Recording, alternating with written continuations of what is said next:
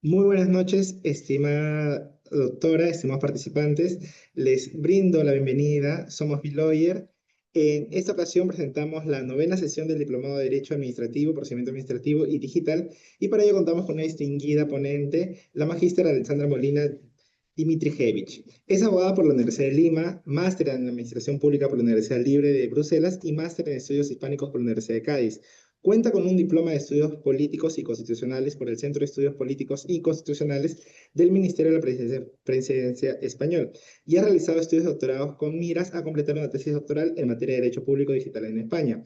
Cuenta con estudios culminados de maestría en Derecho Constitucional por la Universidad de Castilla de la Mancha, con amplia experiencia con asesoría privada y en el sector público en los tres niveles de gobierno en materia de Derecho Administrativo y Constitucional. Fue asesora legal de la Municipalidad de Miraflores, Congreso de la República y Gobierno Regional de Lima. Es socia de AMD Abogados y Asesores en Derecho Público. Es profesora en Derecho Administrativo 1 y Administrativo Económico en la Universidad Científica del Sur, donde además se desempeñó como docente a tiempo completo entre los años 2022 a 2024. Lideró la Clínica de Interés Público y coordinó el área constitucional. Además, es conferencista en temas de Derecho Constitucional, Administrativo y Derecho Digital e investigadora de estas ramas. Cuenta con diversas publicaciones en revistas académicas en materia de derecho administrativo y constitucional. Está afiliada a la Asociación Internacional de Derecho Constitucional y a Econ Society de Nueva York. Ay, Lidera el grupo de investigación de Derecho Constitucional comparado por la Universidad Científica del Sur. Agradecemos a todos los participantes su participación y les cedemos el uso de la palabra, estimada doctora. Muchísimas gracias por su apoyo. Muchas gracias, estimado Fabián, por la presentación. El día de hoy, pido mil disculpas por el tema de la hora, he tenido algunas complicaciones, pero bueno, lo importante es que estamos aquí. Y el día de hoy tenemos programado ver un tema muy importante. En primer lugar, ver el final, ¿no? Del procedimiento administrativo en el sentido estricto, ¿no? Ver cómo culmina el procedimiento administrativo, dicho de otro modo, cómo se agota la vía administrativa, tema que está regulado en el artículo 228 de la Ley del Procedimiento Administrativo General. En segundo lugar, lo que tenemos que ver el día de hoy es el después de agotar la vía administrativa. ¿Qué viene después? Es decir, si estamos todavía insatisfechos con la decisión de la administración, ¿qué podemos hacer? ¿No? Hay básicamente dos caminos. La norma te habla de uno, que es el más evidente, que es el contencioso administrativo. Pero también hay caminos constitucionales frente al accionar de la administración pública. Porque puede ser que en efecto en el procedimiento administrativo se haya vulnerado algún derecho fundamental. En ese caso, es posible iniciar un amparo, pero también hay determinados procedimientos administrativos específicos que luego o que están hechos para que si igual no te va bien en esos procedimientos, tú puedas optar por un proceso constitucional muy específico que se llama el habeas data para casos de transparencia, protección de datos. Y esos casos de transparencia, protección de datos, que fluyen de derechos fundamentales que están en la Constitución, ¿cómo decirlo? Se ven en el procedimiento administrativo. O sea, si tú quieres solicitar la información pública, tienes que hacer un procedimiento administrativo. Tienes que seguir un procedimiento administrativo, pero que puede desembocar eventualmente en un habeas data, que es un proceso constitucional. Eso lo vamos a ver también. Y la posibilidad también o poder comprender la acción de cumplimiento, ¿no? También hay otro proceso de tutela de derechos, aunque no es tan aplicable al caso que es el habeas corpus, ¿no? Pero normalmente, para los casos administrativos, lo que más se relaciona con administrativo podría ser el amparo, podría ser el habeas data o es el habeas data. Y la acción de cumplimiento también se relaciona en el caso de las resoluciones o actos administrativos favorables que ya se han dado, ya te han dado la razón, pero finalmente no se cumplen. Entonces tú puedes promover una acción de cumplimiento, que es una demanda, es un proceso constitucional, está en la Constitución, para poder hacer valer o para que se cumpla esa resolución. Para los efectos de la clase he preparado, por supuesto, como siempre, unas diapositivas, de modo tal que podamos ilustrar lo que estamos mencionando. Las compartimos. Entonces, recapitulando, vamos a ver el día de hoy los siguientes temas: el agotamiento de la vía administrativa, algunos aspectos generales del proceso contencioso administrativo, que también tiene un elemento constitucional presente, ¿ya?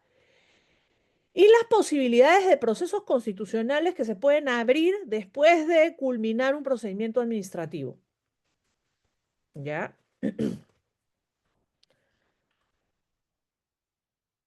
Es decir, sintetizando, las preguntas clave de esta clase son: ¿cómo agoto la vía administrativa y qué es lo que viene después del procedimiento administrativo?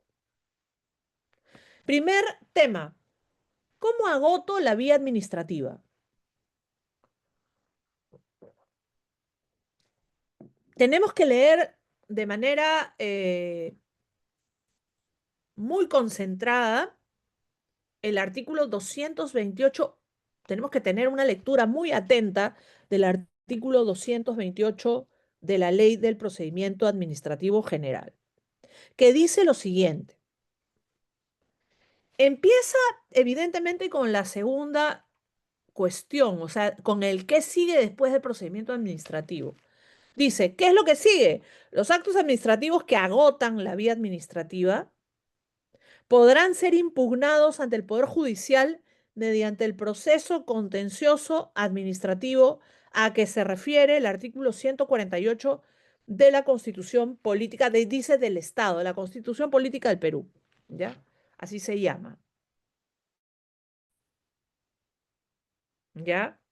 Repito, los actos administrativos que agotan la vía administrativa podrán ser impugnados mediante el contencioso administrativo. Esto es parcialmente cierto, esto es cierto, ¿ya?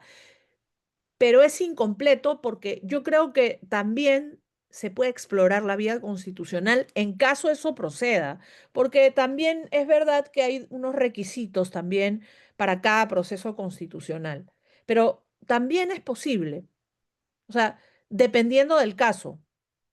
Lo normal es que vayamos, si es que queremos continuar impugnando, lo normal es que vayamos al contencioso, pero también existe la posibilidad de los procesos constitucionales.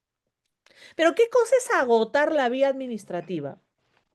En términos generales, agotar la vía administrativa es terminarla, que no haya más que hacer en la vía administrativa y que si queremos continuar cuestionando el tema, las únicas posibilidades que nos quedan van a ser las vías judiciales.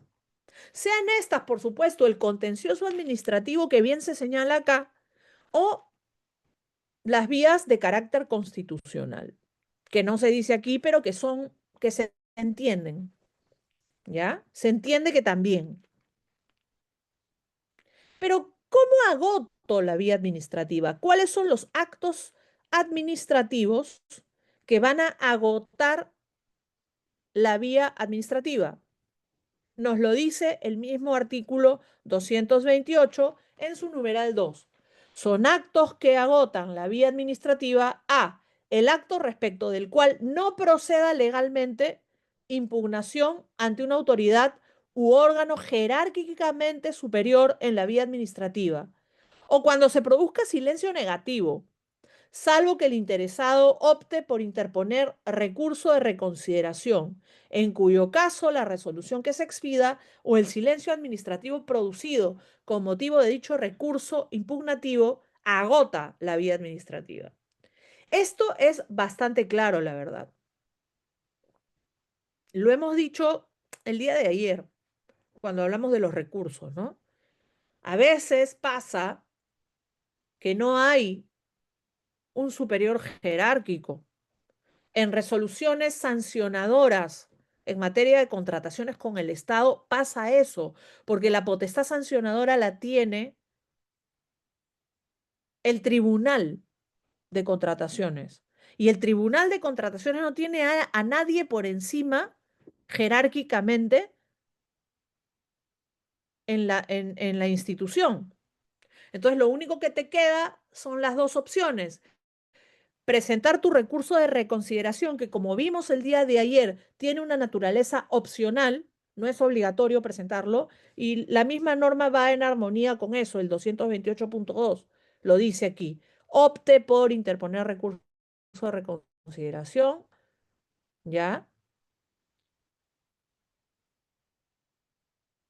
O ir o si no, y en ese caso, si optas por el recurso de reconsideración, pues esperas a que el recurso de reconsideración se tramite. Y una vez que el recurso de reconsideración este, se resuelva, ya agotaste la vía. Pero es una vía que ya estaba agotada, sino que tú optaste por la reconsideración.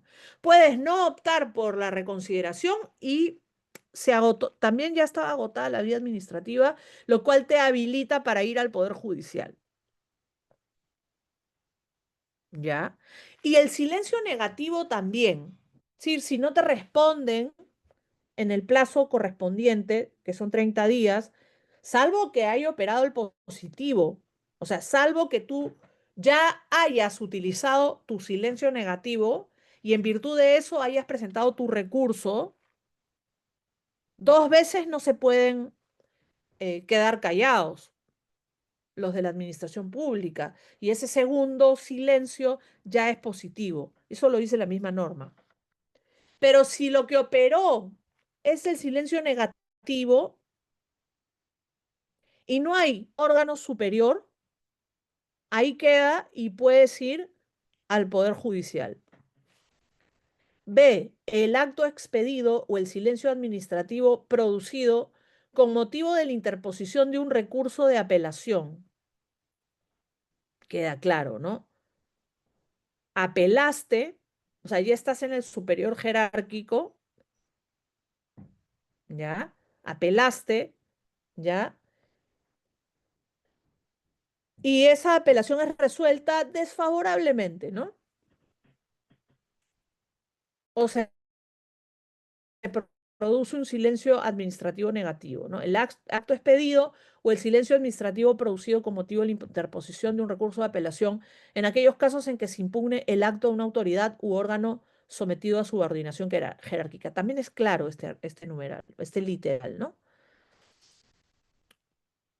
Y luego también en los casos que haya recurso de revisión, cuando se resuelve la revisión, cuando corresponde un recurso de revisión, porque como vemos es algo excepcional, ¿no? Se da en materia de procedimientos especiales. D, el acto que declara de oficio la nulidad o revoca otros actos. Fíjense, el acto que declara de oficio la nulidad. Cuando se produce la nulidad de oficio, se saca una resolución. Esa resolución que resuelve la nulidad de oficio ya agotó la vía administrativa. ¿Eso qué quiere decir? Que se puede cuestionar la nulidad de oficio en un contencioso administrativo. Pero también la revocatoria, la resolución que revoca un acto administrativo, puede agotar la vía administrativa. Lo dice acá la norma, el literal de 228.2. No hemos visto la revocatoria en este curso, por cierto, por eso la explicaré brevemente. Está regulada en el artículo 214. ¿Qué cosa es revocar? No es lo mismo que anular. O sea, no es lo mismo que la nulidad de oficio. La revocatoria es una revisión de oficio del acto administrativo, pero donde no hay una causal de nulidad. O sea, el vicio del acto administrativo no es inherente al nacimiento del acto administrativo, como sí sucede en la nulidad. O sea, en la nulidad el vicio, el problema apareció desde un inicio, ¿no? En cambio, en la revocatoria, el acto administrativo fue válido durante un buen tiempo, o sea, es absolutamente válido, ¿no? sino que lo que ocurre es que desaparecen las condiciones iniciales, pero desaparecen de manera sobreviniente. Desaparecen después de que se da el acto, surte sus efectos, todo, pero después desaparecen las condiciones que justificaban que ese acto administrativo existiese. Entonces ya no tiene sentido que ese acto administrativo continúe, entonces se revoca. Eso está, si quieren especificar más el tema, revisen el artículo 214. Finalmente, pero no menos importante, los actos administrativos de los tribunales o consejos administrativos regidos por leyes especiales. Este es el caso en el cual acá se refieren a, si bien es cierto, el A también se refiere, puede referirse a algún tribunal. El A se refiere a el literal A, que ya lo hemos revisado en un inicio, se refiere a los actos administrativos emitidos por tribunales, donde, digamos, son actos que inicialmente dieron esos tribunales. El E está referido a tribunales que resuelven en última instancia. Ejemplo, el caso de Indecopi, ¿no? No. La sala. La sala de competencia desleal es una segunda instancia después de lo que resolvió primero resuelve la comisión y después la sala, ¿no? Entonces, ese acto administrativo que da la sala agota la vía administrativa y también te puede decir un contencioso, ¿no? Ruber, doctora, a ver un ratito que se me ha ido acá. Ruber, doctora, en el caso del literal E puede referirse, a ver, me parece que se va más en el literal A. En el caso, pero para el caso, ¿sabes cuál de las sanciones por contrataciones? Luego depende, ¿no? Los procesos, ahí habría que ver la ley de contrataciones. Las apelaciones, algunas apelaciones las ves ante la entidad, dependiendo de la cuantía, ¿no? Y otras las ves, pero habría que revisar la nueva ley que entró en vigencia el día 22 de abril, ¿no? Pero hay algunas apelaciones que las ve, entiendo que las ve la entidad por la cuantía y otras apelaciones que las ve el tribunal, ¿ya? De nada, por supuesto, con todo gusto, ¿ya? Eso en cuanto al agotamiento de la vía previa o de la vía administrativa. Fíjense que he utilizado vía previa, es un término más constitucional que administrativo. ¿Por qué? Porque el término vía previa está en el Código Procesal Constitucional, pero la vía previa puede ser una vía administrativa, sí, claro, por supuesto. Luego hay otro tipo de vías previas también en materia privada, en asociaciones, clubes, incluso en empresas, ¿no? Si en sus estatutos tienen regulada la vía previa, pero eso no es administrativo. Pero puede hacer que en ese escenario se vulnere algún derecho fundamental y también. O sea, vía previa es un término genérico que utiliza el Código Procesal Constitucional, pero que puede incluir, claro, la vía administrativa. Entonces, yo tengo que agotar esto. O sea, si yo quiero presentar un amparo y la norma procesal constitucional me dice que tengo que agotar la vía previa, esa vía previa se tiene que entender para el caso, si es que yo he seguido un procedimiento administrativo, si el que me vulneró el derecho es el Estado, ¿no? Tendría que ver si esto es en el marco de un procedimiento administrativo y si es así, esa vía previa va a ser una vía administrativa y en tanto vía administrativa tengo que conectar el Código Procesal Constitucional con este artículo 228 para poder entender qué es lo que necesito para poder proceder por ejemplo, a presentar un amparo, ¿no? Primero tienes que agotar la vía administrativa en esos casos. O sea, cuando el que vulnera el derecho es el Estado, ¿no? Dice Jesús, ¿qué riesgos observa en la práctica respecto al uso del recurso de reconsideración opcional como requisito previo al contencioso administrativo? Eso depende de cada caso, ¿no? Depende de cada caso, ¿no? Para mí el riesgo principal, yo personalmente sí presentaría un recurso de reconsideración para poder, para que, por ejemplo, para evitar recargar al Poder Judicial, fundamentalmente, número uno. Y dos, para evitar pues un proceso largo, ¿no? Porque el proceso judicial es largo. O sea, porque ahí tengo una opción donde podría ganar en la vía administrativa. ¿Por qué no presentarlo? Pero no es un requisito previo al contencioso administrativo. Eso, si es opcional, no es requisito previo al contencioso administrativo. Repito, si tú mismo señalas y la misma norma señala que es opcional, ¿eso qué quiere decir? Que no es un requisito previo al contencioso administrativo. ¿Por qué? Porque es opcional. Si quieres lo presentas, si quieres no. Pero si es que lo presentas, si es que, perdón, más bien el riesgo está en no presentarlo, creo, porque puede ser que lo ganes en la vía administrativa, salvo que tú quieras que el tema lo vea otro órgano, que es el Poder Judicial, ya esa es otra cosa, ¿no? Ya ese es otro tema.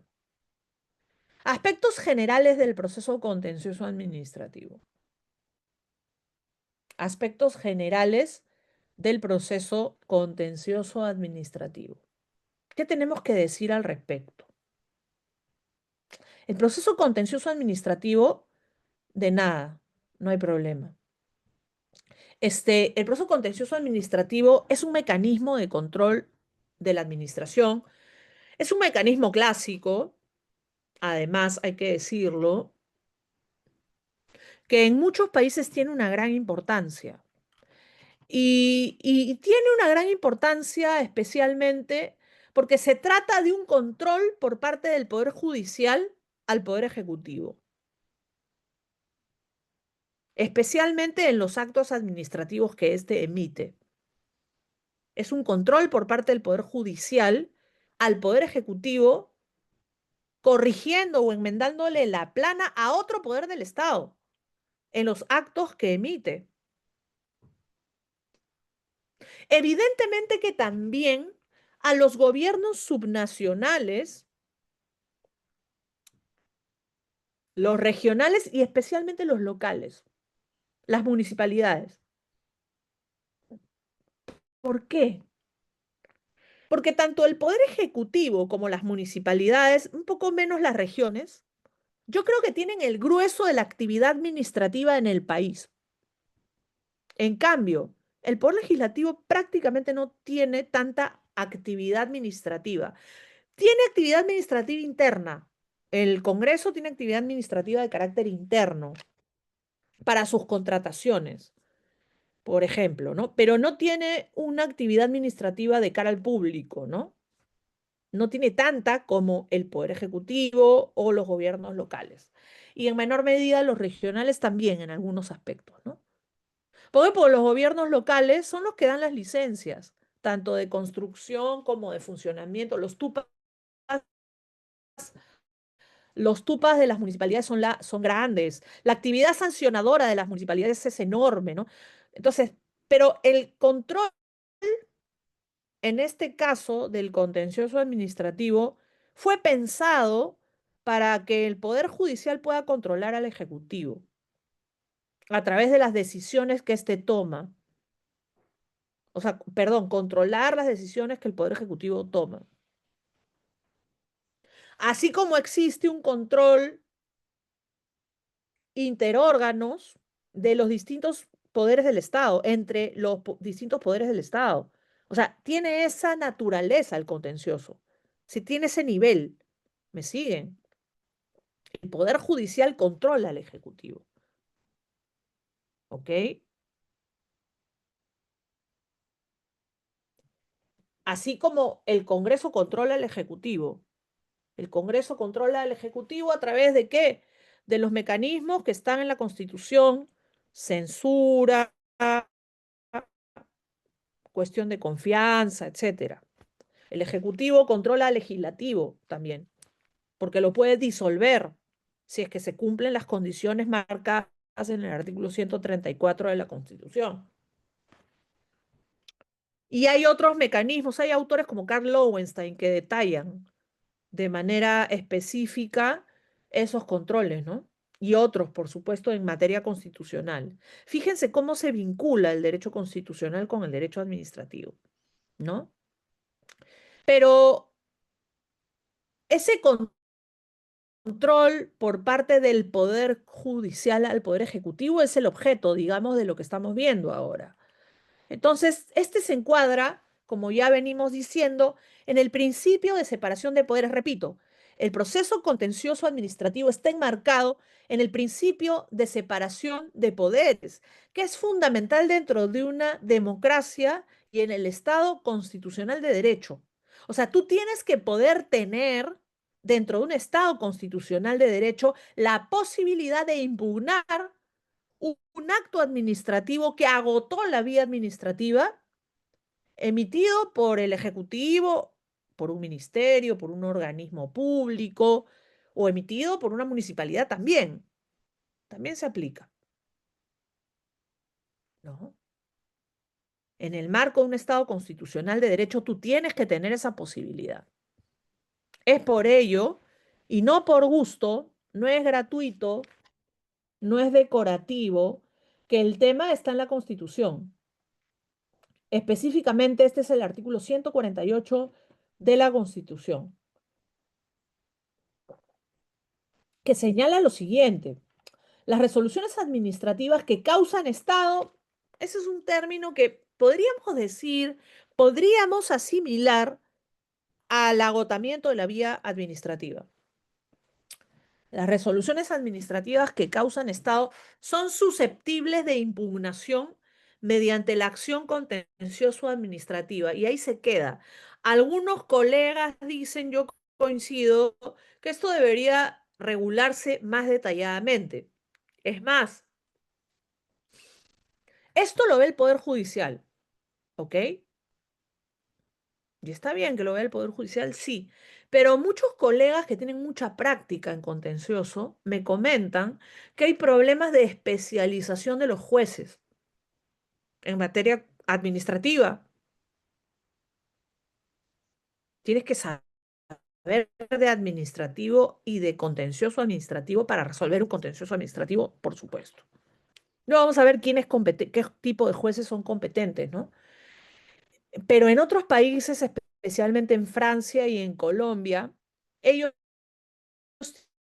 tienen un Consejo de Estado. O sea, el Consejo de Estado es un órgano jurisdiccional también, tan jurisdiccional como el Poder Judicial, como el Tribunal Constitucional, que tiene la jurisdicción constitucional o la Corte Constitucional o como se llame, que tiene una determinada forma de elección también, que se encarga de ver solamente el contencioso administrativo. Y entonces los administrativistas de mayor prestigio, las personas más preparadas en materia administrativa, van a integrar este Consejo de Estado. Y algunos han dicho, oye, ¿y si hacemos algo así en el Perú? Puede ser, ¿no? Pero claro, ese Consejo de Estado, para mí, pienso, debería ser un organismo constitucionalmente autónomo, es decir, como el Tribunal Constitucional, como la Defensoría, como la Junta Nacional de Justicia, o sea, tener autonomía constitucional. Obvio, tiene que ser así, no puede ser de otra manera. Pero bueno, no sé si alguien se animará a eso. Habría que verlo, ¿no? Pero sería un tema interesante, ¿no? En el Perú de momento lo ve el Poder Judicial. ¿Ya? La ley que regula el contencioso administrativo en el Perú es la ley 27.584. 27.584. ¿Ya? Esa es la ley. Dice Ricardo Hurtado, ¿cómo estás, Ricardo? ¿Hace falta iniciativa política para implementar algo así? Y sí, hace falta iniciativa política y no solo eso, sino un debate también sobre el tema, un debate pero informado, ¿no? Un debate, o más que un debate, yo creo que una discusión académica de los expertos en la materia, ¿no? Pero una vez que se active a través de lo que bien mencionas, que es la iniciativa política, o sea, lo activas de esa manera y a partir de ahí se conversa desde el plano académico sobre esa posibilidad. Sí, puede ser.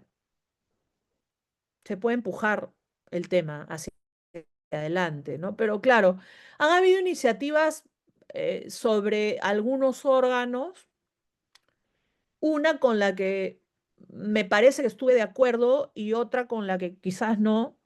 Por ejemplo, una de trasladar servir al Ministerio de Trabajo, no estoy de acuerdo.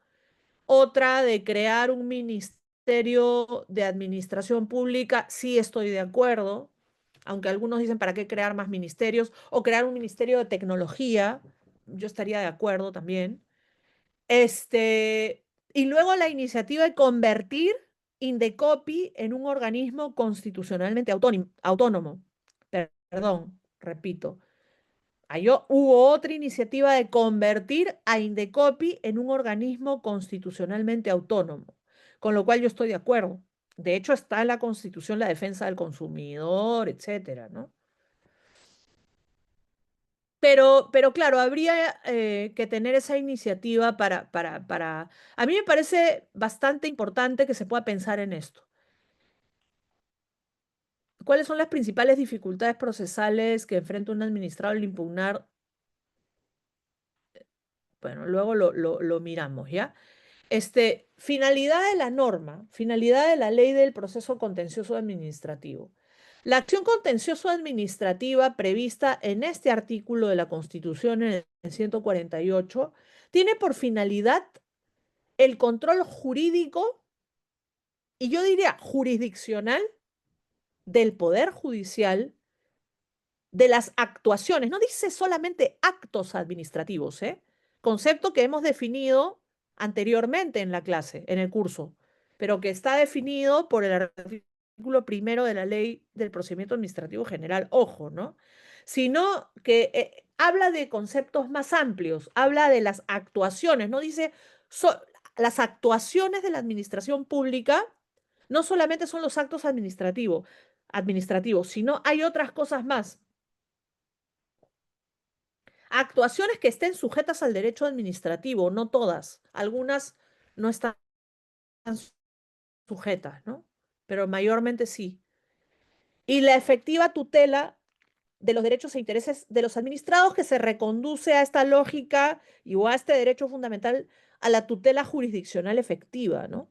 Derecho a la tutela jurisdiccional efectiva en materia administrativa adquiriría este cariz, ¿no? Es decir, en materia administrativa, la tutela jurisdiccional efectiva se produce a través de ¿qué? Del contencioso administrativo. ¿Ya? ¿Cuáles son los principios que sustentan al proceso contencioso administrativo? El proceso contencioso administrativo se rige por los principios que se enumeran a continuación y por los del derecho procesal. ¿Por qué? Porque aquí estamos en el mundo del derecho procesal. Estamos ya en el poder judicial. Obviamente, sin perjuicio de la aplicación supletoria de los principios del derecho procesal civil, ¿no? El civil. ¿Y cuáles son los principios específicos del contencioso administrativo? Principio de integración. Los jueces no deben de resolver, los jueces no deben dejar, al contrario, dejar de resolver el conflicto de intereses o la incertidumbre con relevancia jurídica por defecto o deficiencia de la ley, o sea, por laguna, ¿no? Siempre tienen, este es el jura novit curia, ¿no? En estos casos deberán aplicar los principios del derecho administrativo. Interesante. ¿Cuáles son los principios del derecho administrativo? Yo di una conferencia hace un tiempo, hace un mes en realidad, sobre los principios del derecho administrativo. Y no son los mismos que los principios del procedimiento administrativo, pero los abarca también. Para el caso concreto del contencioso, yo creo que cuando la ley del contencioso habla de los principios del derecho administrativo, fundamentalmente se refiere a los principios de la ley del procedimiento administrativo general. contenidos en el numeral 4 del título preliminar de la ley. 2. Principio de igualdad procesal. Las partes en el proceso contencioso administrativo deberán ser tratadas con igualdad, independientemente de su condición de entidad pública o administrado, o independientemente de otras consideraciones, en base al derecho fundamental contenido en el artículo 2, numeral 2 de la Constitución. 3. Principio de favorecimiento del proceso. El juez no podrá rechazar liminarmente la demanda, de plano, ¿no? No podrá rechazar de plano la demanda. En aquellos casos en los que por falta de precisión del marco legal existe incertidumbre respecto del agotamiento de la vía previa. ¿Ok? A veces hay situaciones en las cuales el agotamiento de la vía previa no es tan claro. Entonces, indubio pro proceso, ¿no? Ante la duda, eso en el proceso constitucional hay algo parecido que es el principio de continuidad del proceso o de favorecimiento del proceso. Asimismo, en caso de que el juez tenga cualquier otra duda razonable sobre la procedencia o no de la demanda, deberá preferir darle trámite a la misma. ¿Para qué? Para tutelar efectivamente los derechos del administrado que se siente afectado por un acto administrativo y que quiere que lo vea el Poder Judicial, pero obviamente tiene que haberse agotado la vía. Solamente es en caso de dudas, porque puede que no haya ninguna duda que no se agotó la vía administrativa y ahí hay que seguir en la vía administrativa, ¿no? Principio de suplencia de oficio, que no es el impulso de oficio, pues no estamos en el plano administrativo, pues se llama suplencia de oficio, ¿no? El juez deberá suplir las deficiencias formales en las que incurran las partes, sin perjuicio de disponer la subsanación de las mismas en un plazo razonable. O sea, si te falta algo, puedes subsanar. Pero, ¿qué podemos impugnar en el proceso contencioso administrativo? La norma dice, específicamente en el artículo 4, la norma habla de actuaciones impugnables, no habla de acto administrativo. Entonces, ¿qué hago, profesora? Bueno, cuando hablas de actuaciones, hablas también del acto administrativo, pero hablas también de otras cosas. Del acto material puede ser, de las vías de hecho, de las llamadas vías de hecho. ¿De qué? O sea, es un concepto, a lo que voy es que la posibilidad de presentar o de activar un contencioso administrativo pasa por un entendimiento amplio de la actividad administrativa. O sea, ¿por qué? Porque no controlamos solamente el acto administrativo, sino al poder ejecutivo o al poder subnacional. O sea, se controla al poder, no tanto al acto que también al acto, pero el acto como manifestación de ese poder. Entonces, hay que poner un concepto genérico, que es actuaciones impugnables.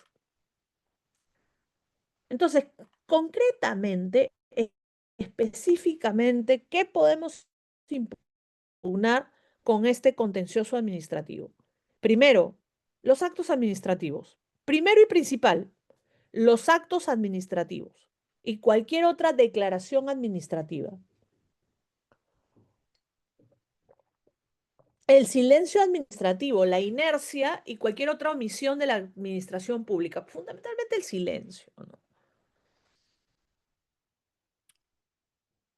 Pero no todo silencio, sino el silencio que agota la vía administrativa, claramente.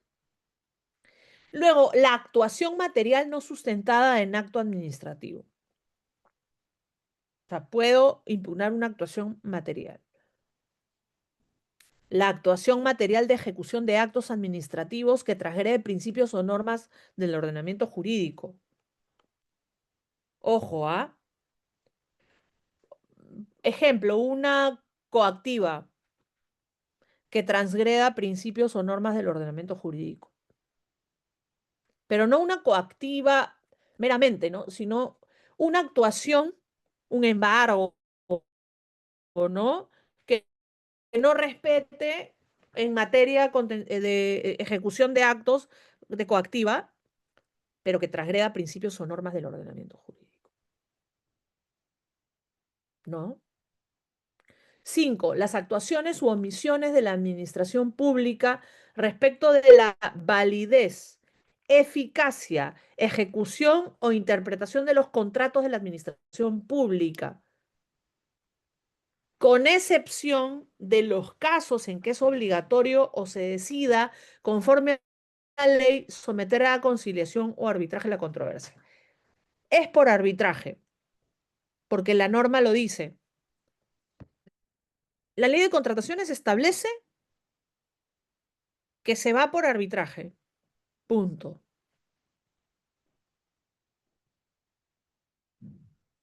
Pero el lugar natural de la resolución de conflictos en materia de contrataciones del Estado en el mundo, el lugar normal es el contencioso administrativo.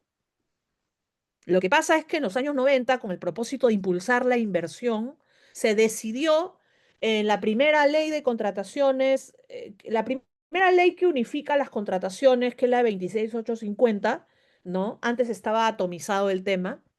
Luego vienen las demás normas hasta llegar a la Ley General de Contrataciones Públicas, que entró en vigencia en abril.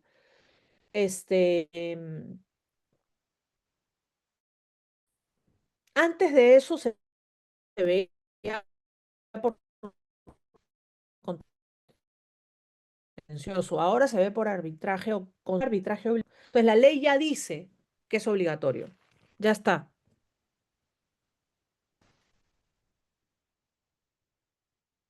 ¿Ok? Los contratos no se ventilan.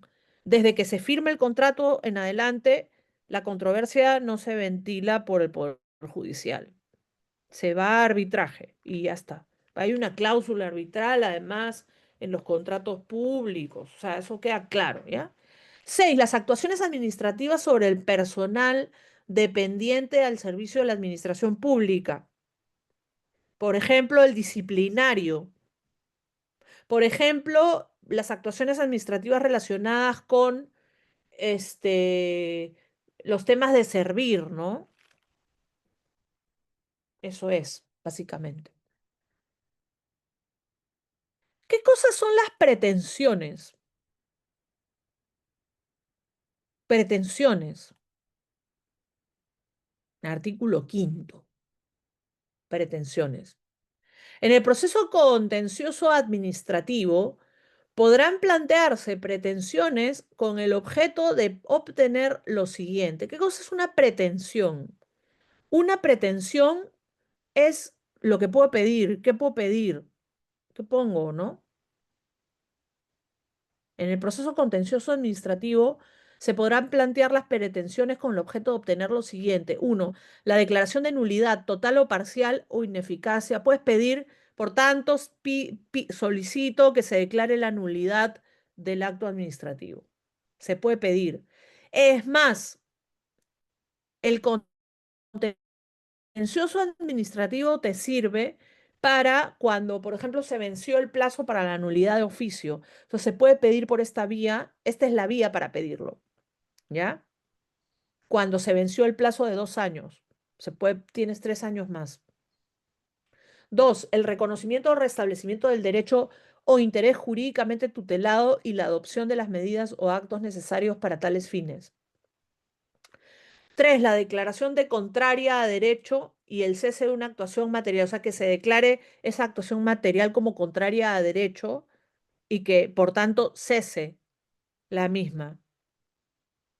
En los casos en los que ésta no se sustente en acto administrativo, puede pasar, ¿no? O sea, un acto material puede ser controlado por ser contrario a derecho por la vía contencioso administrativa. Y entonces en su resolución, en su sentencia, el juez dirá que ordenará el cese de esa actuación material. 4. Se ordene a la administración pública la realización de una determinada actuación a la que se encuentre obligada por mandato de la ley o en virtud de un acto administrativo firme. O sea, una obligación de hacer que no está realizando. O sea, si no cumple, tú puedes ordenarle eso. Ahora, ¿qué diferencia hay entre esto y la acción de cumplimiento, ¿no? 5. La indemnización. Fíjense esto, ¿ya? La indemnización por el daño causado con alguna actuación impugnable conforme al artículo 238. Esto tiene que ser un error de no actualización del artículo, me parece. O sea, el Congreso debe actualizarlo porque el 238, no, claro, el 238 hace referencia al no a la indemnización, ¿eh? El 238 dice conciliación, transacción extrajudicial y mucho que ver con esto. A veces pasa eso, ¿no? Que te remite a artículos que han sido modificados y que ahora tienen otro número. Debe ser el 260, me parece, ¿ah? Responsabilidad de la administración pública. Fíjense, sí, es el 200. Aquí donde leemos 238, debemos... ¿Por qué el peruano? Porque yo lo he sacado del diario oficial peruano, la norma vigente, no lo pone, porque simplemente ellos se limitan a poner lo que dice la norma. La norma todavía dice eso. O sea, la del contencioso dice 238. Tiene que haber una modificatoria de la norma por parte del Congreso, de ley del Congreso. O sea, una ley del Congreso debería modificar o incluso una fe de rata, ¿no? Porque aquí la remisión normativa está equivocada. El 238 no está referido a esto. Es importante tener en cuenta ello, ¿no? Aquí se está refiriendo al 260. Y la clave está acá, porque acá en la ley que tengo acá entre manos, dice texto según el artículo 238. ¿Qué texto? El del 260 antes, originalmente en la 27444, era el 238. Pero después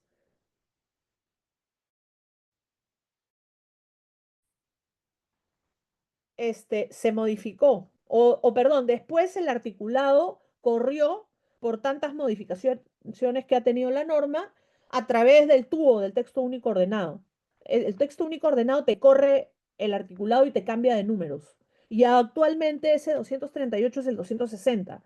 Y ahí sí tiene sentido, el numeral 5 tiene sentido cuando en vez de 238 leemos 260. ¿Ya? Y el 260 habla de la responsabilidad de la administración pública. Entonces, si le queremos cobrar a la administración pública una indemnización, nos vamos por el contencioso, ¿no? Nos vamos por el contencioso. O sea, para cobrarle a la administración una indemnización por un daño causado por la propia administración, tenemos que ir al proceso administrativo. ¿De acuerdo? ¿En virtud de qué? Del numeral 5 que estamos leyendo. Otros artículos muy importantes son las facultades, artículo 9, y la competencia. Pero esto lo vamos a ver ya directamente de la norma. Fíjense. Acá está.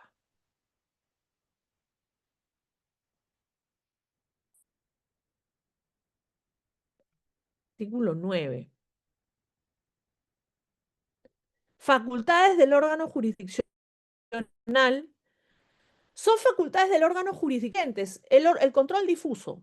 El Poder Judicial tiene la posibilidad de declarar inaplicable al caso concreto en virtud del artículo 51 y especialmente el 138, el segundo párrafo del 138,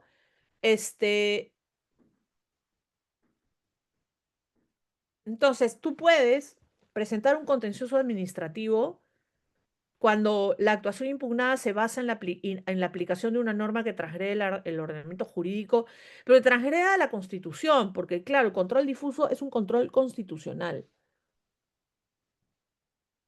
es un control jurisdiccional de la constitucionalidad. Es un control difuso, es una jurisdicción difusa, ¿no? Segundo párrafo del 138. ¿Ya? En el proceso contencioso, el juez contencioso administrativo, como juez que es, tiene en sus manos el control difuso. Otra cosa muy diferente es el deber de cumplir el principio de legalidad, ¿eh? Por parte de la administración pública. No confundir, que es una confusión clásica y me preguntan e incluso me porfijan ese tema. Pero lo que tenemos que retener acá es que evidentemente se puede hacer evidentemente por obvias razones, el juez contencioso administrativo puede hacer control difuso.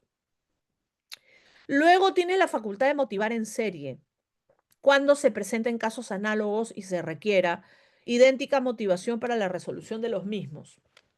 ¿Ya? En la medida en que no se lesionen las garantías del debido proceso. Luego, el tema de la competencia, ¿ya? Hay dos niveles de competencia, el nivel territorial y el funcional.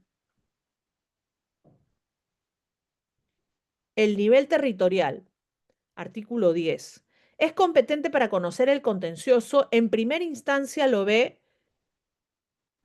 y aquí le das la opción al demandante, es decir, a quien alega, digamos, que ese acto administrativo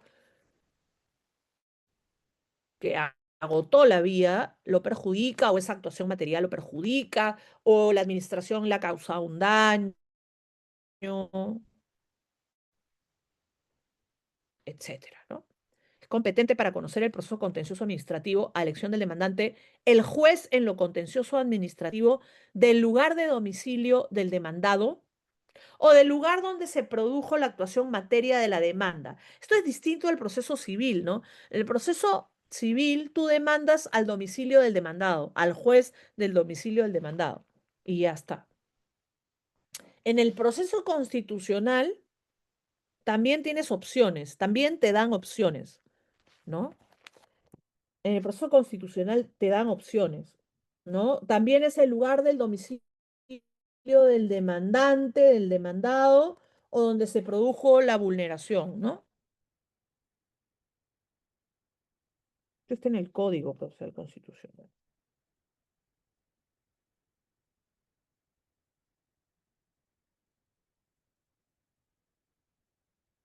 En caso del amparo, ¿no? Por ejemplo.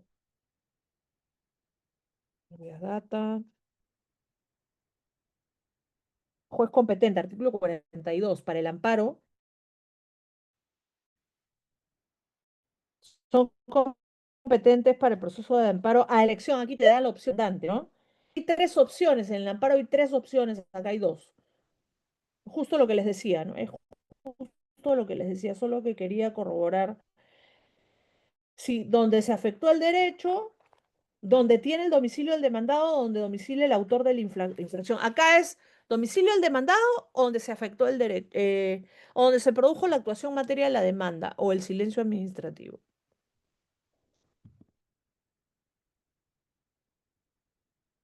Ahora, luego hay otro nivel de competencia a la vez, ¿no? Regulado en el artículo 11, que es la competencia funcional. Son competentes para conocer el proceso contencioso administrativo, el juez especializado y la sala especializada en lo contencioso administrativo, en primer y segundo grado. Pero ¿qué pasa si lo que tengo es algo sobre actuaciones del BCR, de la Superintendencia del Mercado de Valores, de la SBS y AFP, y su salud, ¿no? Superintendencia Nacional de Salud? Aquí nos vamos un escalón más arriba. Entonces, la primera instancia para estos casos va a ser la sala especializada en contencioso administrativo de la Corte Superior. Y la apelación la va a ver la Suprema.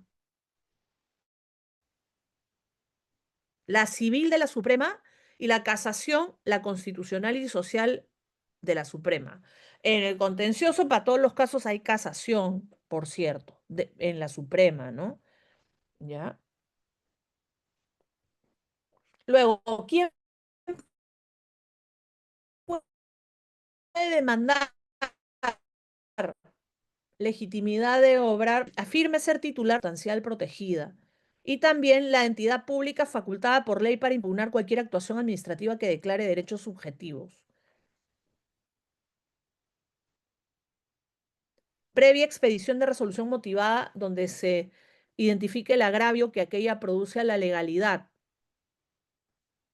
¿Ya? Y siempre que haya vencido el plazo para que la entidad que expidió el acto declare su nulidad de oficio. Se te venció lo de la nulidad de oficio, la entidad puede demandar, lógicamente. También se puede dar para el caso de intereses difusos, cuando la actuación impugnable de la administración pública vulnere o amenace un interés difuso, tendrá legitimidad para iniciar el contencioso el Ministerio Público. Por ejemplo, casos ambientales, ¿no? Ministerio Público, el Defensor del Pueblo o cualquier persona natural o jurídica.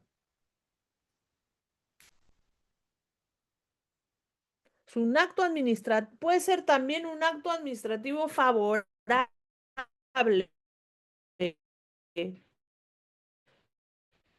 a alguien que nosotros pensamos, o sea, ese acto administrativo está afectando derechos o intereses difusos medioambientales, pese a ser favorable, es favorable para una empresa que contamina. Ministerio Público puede ir al Poder Judicial, el Defensor del Pueblo, pero también todos, porque en el caso de los intereses difusos, somos todos los titulares, somos todos los afectados, porque son por eso, porque son difusos, ¿no?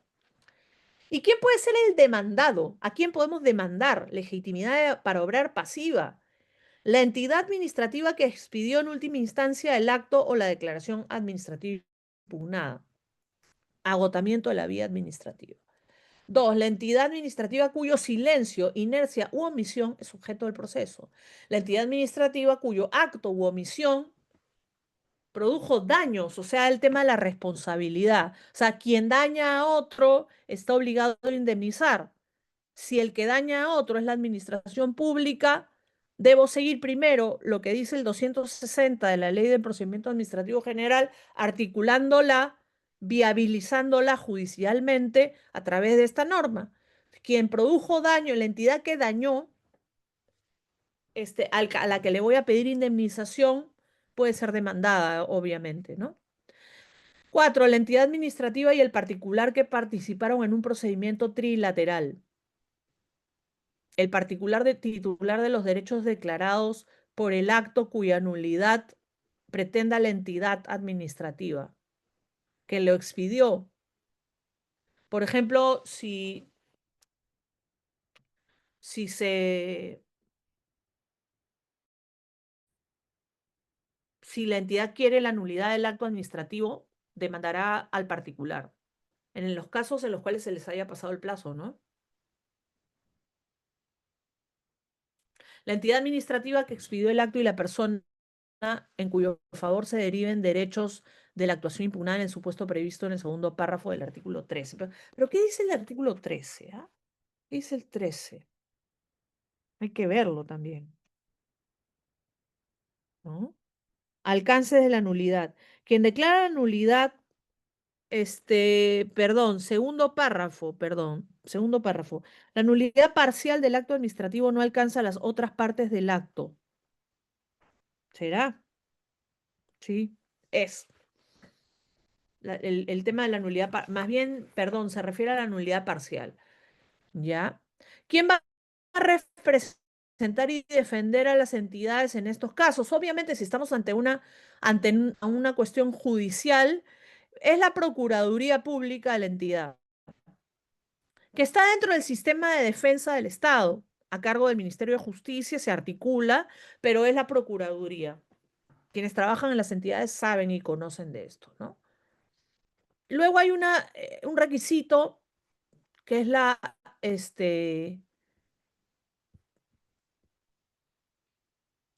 el agotamiento de la vía previa, pero hay excepciones al agotamiento de la vía administrativa que están contemplados en el artículo 20.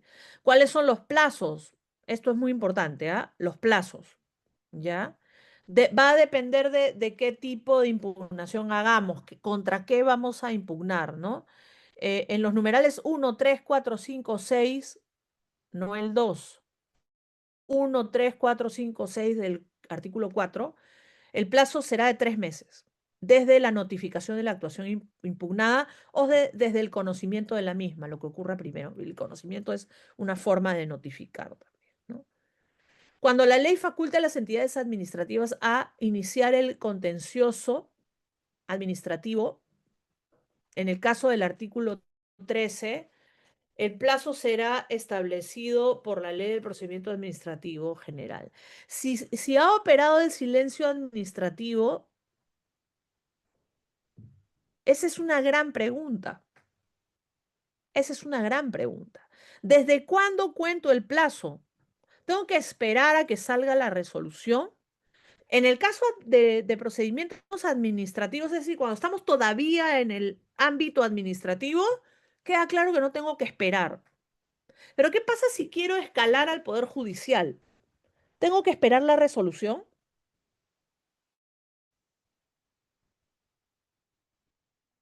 No, tampoco, tampoco. ¿Ya? Si el acto expreso se produce después de la notificación de la demanda, o sea, ¿qué pasa si la administración resuelve explícitamente después de notificada la demanda?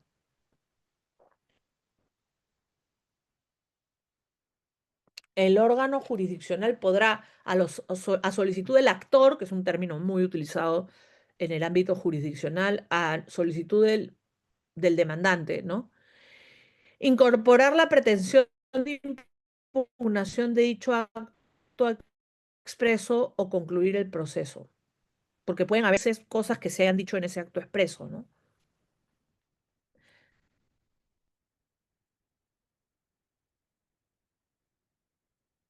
Se puede demandar por el silencio positivo también, ¿eh? Actos favorables que perjudiquen. O sea, un silencio positivo que, que perjudique intereses de terceros, ¿no? Pues ser. O que tenga nulidad, pero que no, se haya pasado el plazo también, puede ser. En esos casos, el plazo para el tercero legitimado. O sea, cuando hay un afectado, porque finalmente el silencio positivo es un acto administrativo favorable. Y en los actos favorables, el acto favorable, pues cuando perjudica a los terceros, ahí hay temas, ¿no? Y por supuesto que es perfectamente posible que ese tercero que alega una afectación puede presentar un contencioso. En el caso de actuaciones materiales que no se sustentan en actos, el plazo es de 3 meses a contar desde el día siguiente en que se tomó conocimiento de dichas actuaciones. ¿Ya? Son plazos de caducidad, o sea que se te pasó y fuiste, ¿no? Dicho coloquialmente. Vamos, Fabián, a realizar el descanso ahora mismo, ¿ya? De unos 10 minutos. Y después del descanso vamos a ver el tema constitucional, o sea, las posibilidades que te da la normativa constitucional y procesal constitucional para cuestionar algo que haya sido visto en actuaciones contrarias a los derechos, ¿no? Fundamentales, pero en un procedimiento administrativo, ¿ya? Eso lo vamos a ver después del descanso, ¿ya? Pasamos unos 10 minutos de break. Bien, día, estimada doctora. Nos vemos. Gracias. Listo, gracias. Y retornamos a la clase y vamos a compartir digamos, las diapositivas en torno a las posibilidades constitucionales, ¿no? Las posibilidades de un proceso constitucional después de un procedimiento administrativo. Básicamente, ya les adelanté, eh, puede ser el amparo, puede ser el habeas data. La acción de cumplimiento es para precisamente, como su nombre lo indica, que se cumpla con un acto administrativo favorable, ¿no? Pero también hay otras cuestiones que pueden ser objeto de una acción de cumplimiento. Por ejemplo, pedirle a la administración que emita un reglamento, ¿no?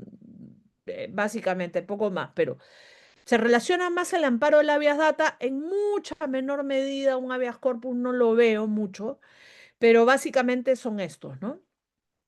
Por ejemplo, si se ha vulnerado tu debido procedimiento gravemente, puedes ir a un amparo, ¿no?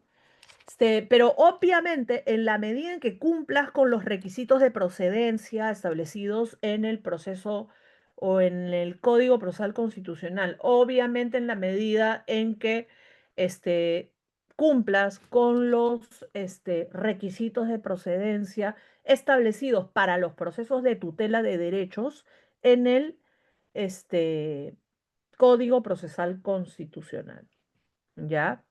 Entendiendo pues que estos procesos, especialmente el amparo, tienen un carácter residual.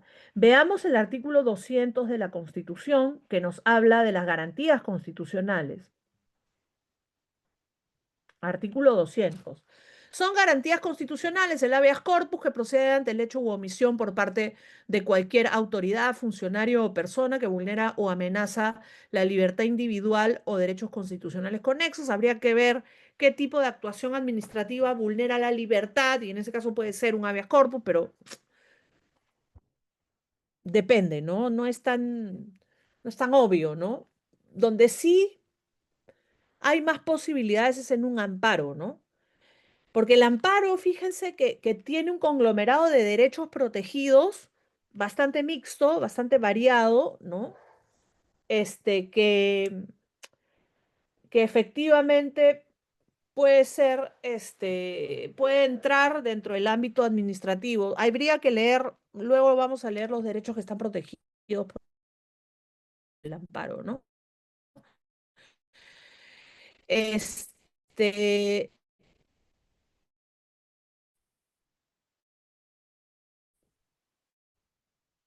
amparo procede, y cuando un funcionario lo hace puede ser que esté dentro del ámbito de un procedimiento administrativo, ¿no? ¿Para qué? Para proteger los demás derechos reconocidos por la Constitución, pero determinados para el amparo, pues tienes toda una lista de derechos protegidos que está en el Código Procesal Constitucional. Luego lo vamos a ver.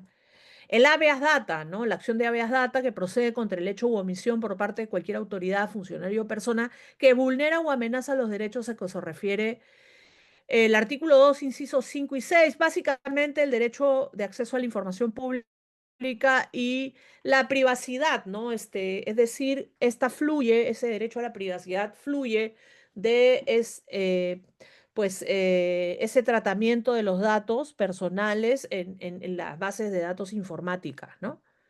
Y lo que se denomina ya por jurisprudencia, pero también por determinación del Código Procesal Constitucional, ese derecho denominado autodeterminación informativa.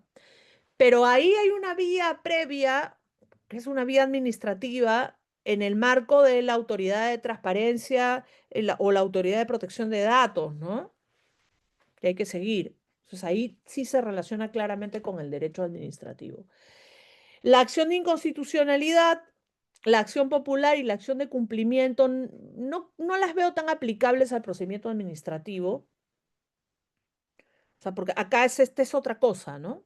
La inconstitucionalidad es otra cosa. Y la acción popular igual.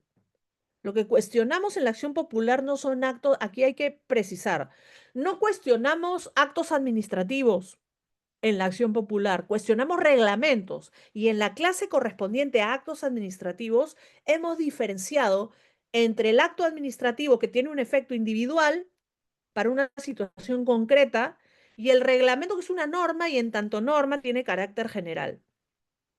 ¿Estamos? Entonces, tampoco. Y el cumplimiento puede ser, pero ya para que se efectivice, ¿no? La acción de cumplimiento para que se efectivice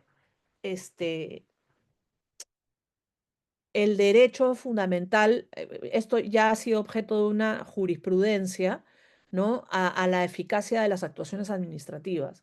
Entonces, esa eficacia del acto administrativo se da cuando lo cumple. Si el acto administrativo es favorable, hay que efectivizarlo y a veces no pasa eso. Sobre todo cuando se trata de un acto administrativo favorable donde la administración tiene que pagar algo, ¿no? Entonces, claro, para eso existe la acción de cumplimiento, ¿no? Pero la acción de cumplimiento también existe, por ejemplo, cuando tienes que reglamentar una norma con rango de ley que necesita técnicamente especificarse a través de un reglamento y si no sale el reglamento, la ley no se aplica. Entonces tú puedes pedir también, pero en ese caso no tiene mucho que ver con el procedimiento administrativo en particular, ¿no? Entonces, los que claramente se vinculan más son, yo creo, el amparo y el habeas data, me parece a mí, ¿no? Entonces, sobre el amparo hay que decir algunas cositas, ¿no? Perdón. ¿Cuáles son los derechos protegidos por el amparo? ¿Y qué cosa, y esto es muy importante, debemos entender por vía previa? Esto es muy importante. ¿Y cómo conectamos vía previa con vía administrativa? Según ya las especificaciones del Código Procesal Constitucional, ¿no? En el caso de los procesos de tutela de derechos, entre los cuales se encuentran, por supuesto, el amparo y el habeas data, que hemos dicho que son los que más se relacionan con la cuestión administrativa, o sea, con el post administrativo, ¿no? O sea, ¿qué pasa después de lo administrativo? Podemos irnos a un amparo y podemos irnos al habeas data si es que corresponde, ¿no? También, pero obviamente, si procede, porque estos procesos tienen un carácter, especialmente el amparo, tiene un carácter residual, ¿no? Aquí es muy importante que veamos las causales de improcedencia. O sea, si no incurrimos en causales de improcedencia, podemos entrar al amparo. Hay que ser muy cuidadosos con el amparo, ¿no? Porque hay una inflación del amparo también. O sea, hay demasiados amparos, ¿no? O sea, por eso existen todas estas causales de improcedencia, además por la naturaleza residual del amparo, por su naturaleza rápida, urgente, evidentemente que ese mandato viene de la de la Convención Americana de Derechos Humanos, ¿no? En fin, el proceso tiene que ser rápido y exceso de amparos, el amparismo que le llaman, atenta contra justamente esa rapidez de los procesos constitucionales, ¿no? En cualquier caso, precisamente por esa razón es que existen causales de improcedencia, precisamente por esa residualidad, ¿no? Para que el amparo sea la última, una suerte última ratio también, si se quiere, ¿no?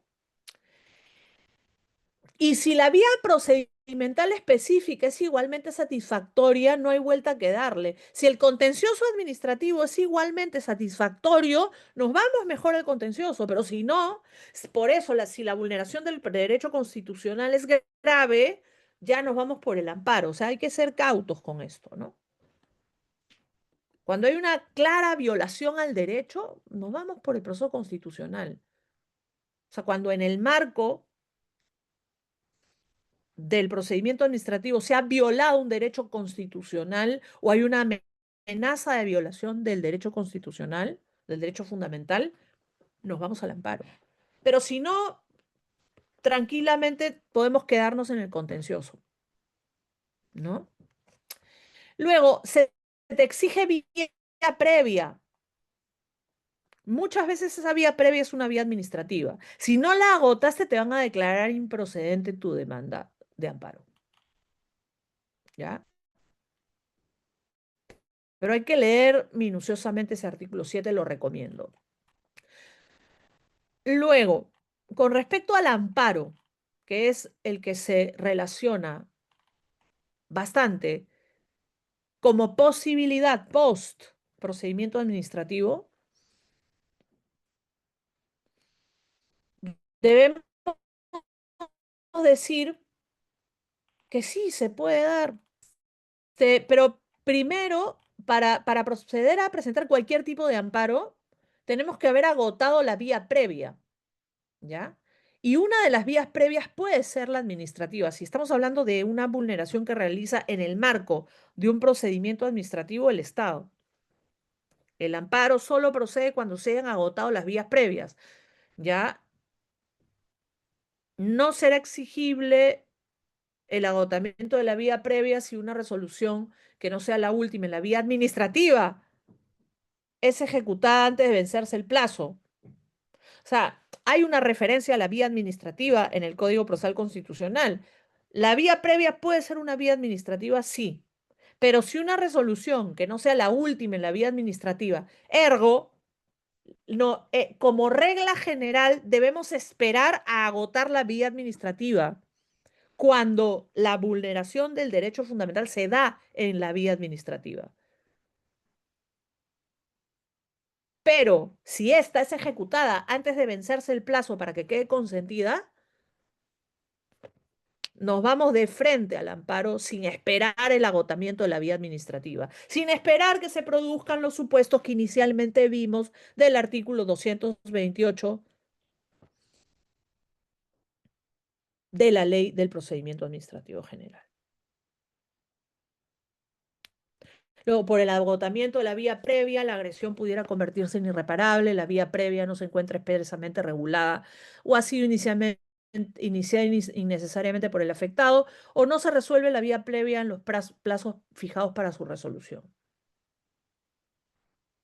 Pero este 4 se aplica más a los casos no administrativos, porque ya sabemos que en el caso administrativo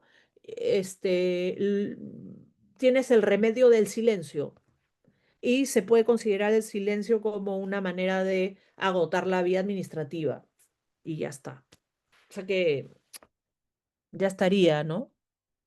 Ahí lo que pasa es que ya agotaste porque ya hay silencio, de acuerdo a lo que expresamente dice el artículo 228 de la Ley del Procedimiento Administrativo General. Pero si nos vamos a los derechos protegidos, muchos de ellos tienen relación podrían haberse perpetrado las vulneraciones en el marco del procedimiento administrativo. Por ejemplo, principio de igualdad, principio derecho a la igualdad. Si es la administración la que te ha discriminado en un procedimiento administrativo donde no solo se vulneró el principio correspondiente que está en el artículo 4 del título preliminar, el de imparcialidad, ¿no? Si hay una discriminación en un procedimiento administrativo, pues sí, se puede proceder con un amparo. Vinculado, en ese caso se vincula, tiene una relación con el procedimiento administrativo porque ese es el escenario en el cual te vulneraron tu derecho, te discriminaron, ¿no? De hecho, hay derechos de los administrados que se relacionan con la igualdad. Artículo 66,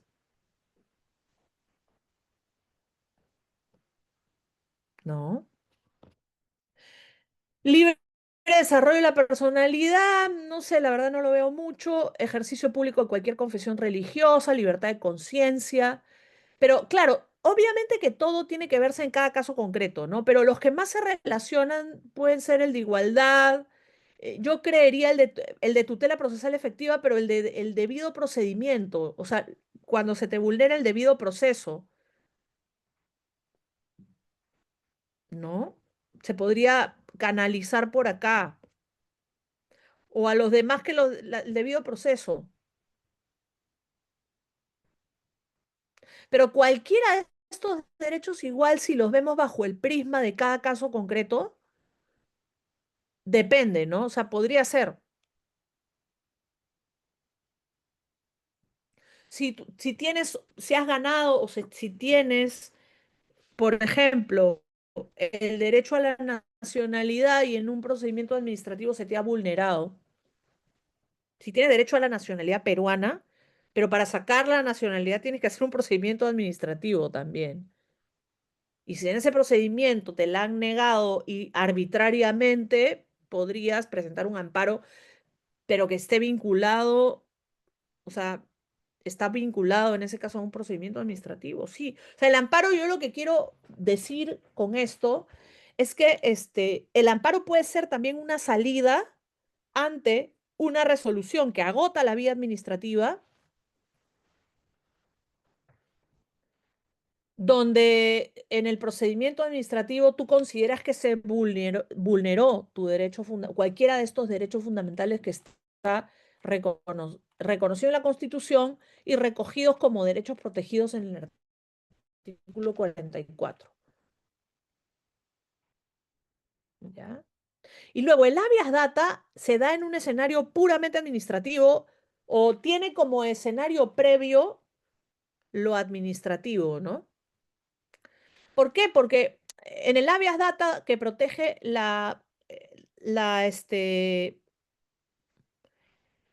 el derecho de acceso a la información pública y la autodeterminación informativa, miren, lo dice el 59, el habeas data procede en defensa del derecho de acceso a la pública, que como lo solicitó, regulado en el texto único, o sea, que lo encontramos en el TUPA de cada institución. Y que está regulado, o sea, previamente en la ley de transparencia y acceso a la información pública, en el tubo de la ley de transparencia. Pero también en defensa de un derecho llamado autodeterminación informativa, que está jurisprudencialmente desarrollado, que no está literalmente en la Constitución, pero que está desarrollado por jurisprudencia del TC y que está recogido en la norma o el Código Procesal Constitucional desde el 2021, está detallado de esta manera, ¿no? Para reparar agresiones contra la manipulación de datos personalísimos almacenados en bancos de información, conocer y supervisar la forma en que la información personal ha sido utilizada, a conocer el contenido de la información, conocer el nombre, esclarecer los motivos. Pero ¿qué pasa si estas bases de datos son del Estado, no?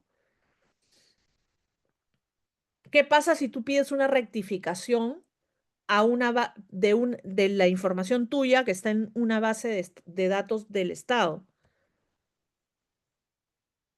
Si, por ejemplo, en la base de datos de RENIEC no está tu información exacta, y no por un error tuyo, sino por un error de la administración. O sea, hay muchos supuestos, ¿no? Y el artículo 60 habla de una etapa precontenciosa, fíjense. Por eso yo digo que el habeas data se relaciona mucho con el derecho administrativo, ¿no? Hay una etapa precontenciosa. Y cuando hablan de precontenciosa, hablan de haber pedido esto ante la autoridad administrativa, es decir, haber iniciado un procedimiento administrativo. En el caso de la autodeterminación informativa o del derecho a que las bases de datos informáticas pues respeten tu privacidad, tu intimidad, ¿no? Tienes que haber reclamado por documento de fecha cierta y que no te hayan contestado dentro de los 10 días útiles, ¿ya? Pero igual puedes optar por acudir al Tribunal de Transparencia y Acceso a la Información Pública, que es una autoridad administrativa. Si tú te vas al Tribunal de Transparencia, este tribunal es un órgano de carácter administrativo, adscrito al Poder Judicial, ¿no? Y ahí tienes que agotar la vía previa,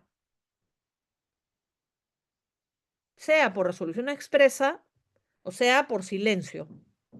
Te lo dice implícitamente acá.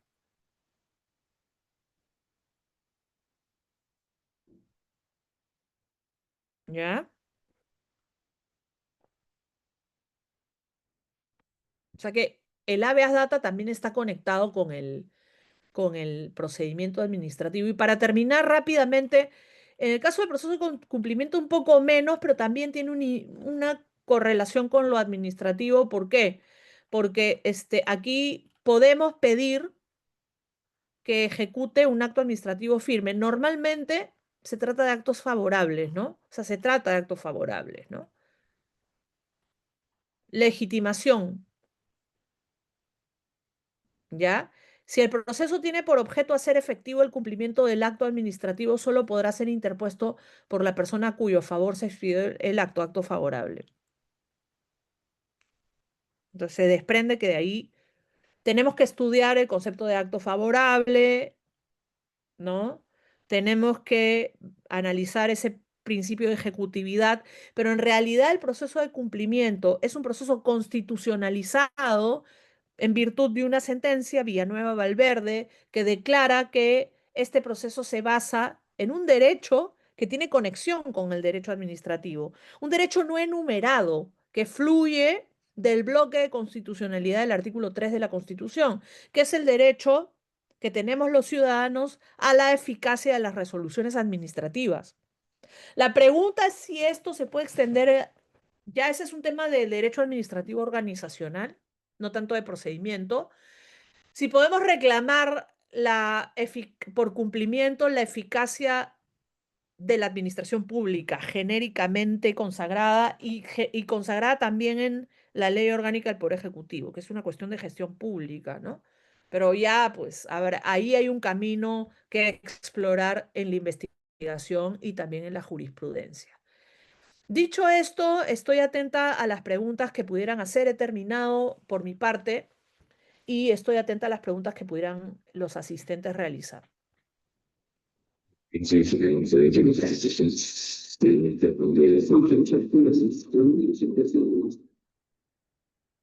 No te escucho, te escucho entrecortado, te escucho no muy bien, Fabián.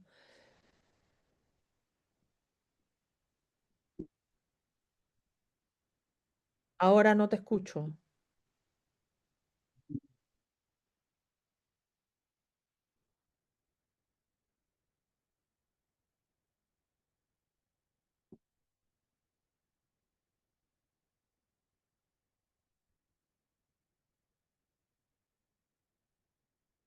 A ver.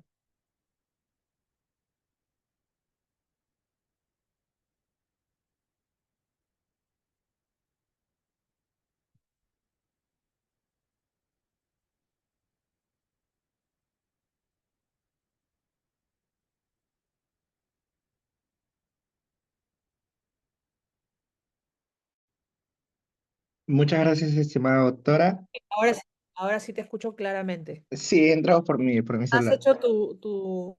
Ajá. Sí. Estimados participantes, de tener alguna consulta, por favor, agradeceríamos que puedan levantar la mano o en su efecto escriban en el chat para poder responder las preguntas o cerrar la sesión. Quedamos al pendiente.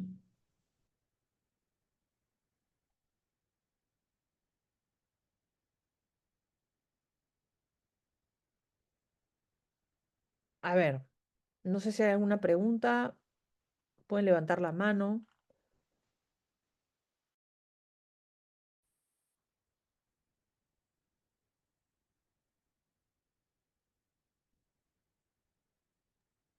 Creo que el día de hoy, estimada doctora, no hay preguntas y dudas. Ha sido Sí. muy clara su presentación.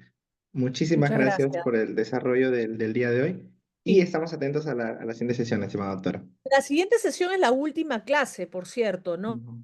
¿No? Y no dejen de venir porque vamos a hablar de la digitalización, de la cuestión de la inteligencia artificial y este, el procedimiento administrativo, cómo se aplica la inteligencia artificial al procedimiento administrativo y otras cositas más en el marco de la digitalidad y su impacto en la administración pública. Vivimos en una sociedad digital y por esa misma razón es que ese impacto está presente. Así que los y las invito a que vengan el día 26 de agosto a nuestra clase que cerraremos con broche de oro por la temática digital, que me parece fundamental en el mundo en que vivimos.